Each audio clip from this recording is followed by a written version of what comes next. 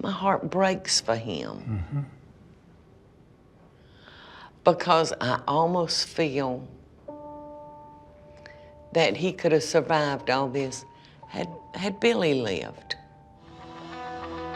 Paula Deen is in Atlanta, Georgia, where she learned that her 3 times great-grandfather, once a wealthy plantation owner, lost nearly everything within 9 years of the Civil War's end.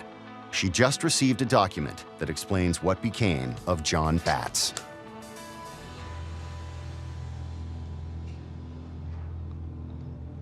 Oh my God.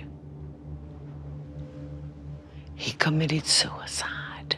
He did. It was all too much for him.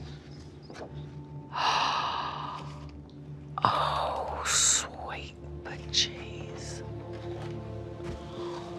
We regret to learn that the gentleman whose name is mentioned above, Judge John Batts, one of the oldest and most respected citizens of Lee County, committed suicide on Sunday morning, the 19th, by shooting himself through the head with a pistol. Our informant says that the judge has shown evidences of mental depression for months past, and his family has been fearing that he would commit the deed for some time. His death has cast a gloom over the village of Smithville, and his family have the sympathy of everyone who knew him. So sad. Yes, it is. My heart breaks for him. Because I almost feel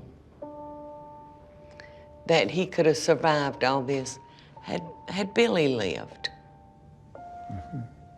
I have a feeling that that was the most devastating thing for him, to lose a child in a war that was lost. He lost his son for really no reason.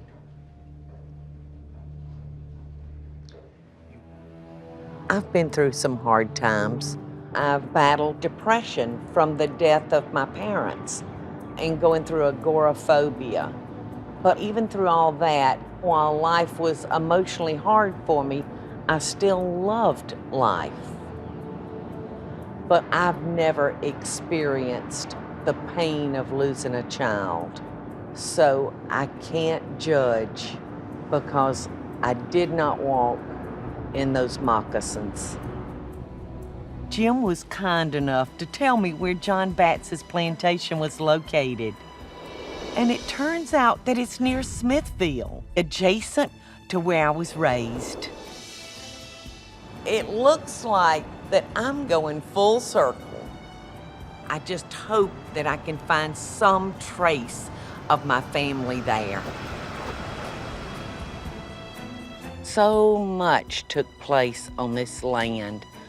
This is where Billy was raised.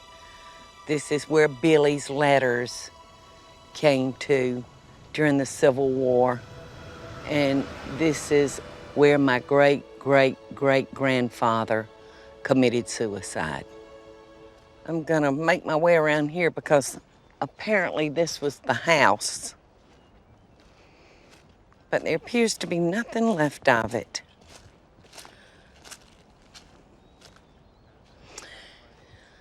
Oh my gosh. I bet the kitchen's set somewhere in this area because they would have cooked in a fireplace. Amazing. It's a real strange feeling coming out here. The lands are beautiful, but where the house sat, it's sad looking. I'm hoping that there was a lot of happy times in that house with children and grandchildren.